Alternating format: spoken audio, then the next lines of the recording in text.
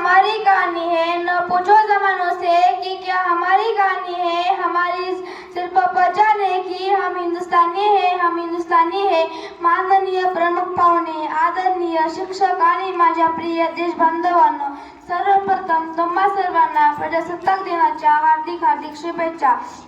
तुम्हा सर्वांना माहीत आहेच की आज 26 जानेवारी म्हणजे प्रजासत्ताक दिन। 1950 मध्ये आपले संविधान लागू झाले आणि पूर्ण भारत प्रजासत्ताक बनला। या दिवशी आपण आपल्या देशाकरिता संविधान स्वीकारले आणि लोकशाहीच्या दिशेने पहिले पाऊल टाकले।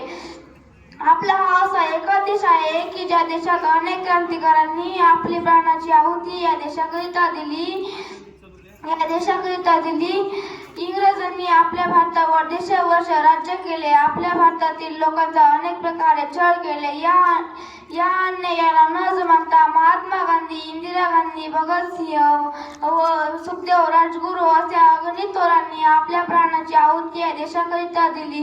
1931 रोजी घडलेली ही घटना भगतसिंह व बटुकेश्वर दत्त यांना इंग्रजांनी आजन्म कारावासाची फाशी देण्यात आली। जेलमध्ये असताना त्यांनी तब्बल 81 दिवस अन्न खाल्ले नाही व 81 दिवस उपाशी राहिले। त्यांनी अन्न खाल्ले नाही। शेवटी ब्रिटिश सरकारला माघार घेणे भाग पडले। शेवटी त्यांनी लोकांच्या मागण्या मान्य केल्या। एवढे बोलून मी माझे भाषण संपवते।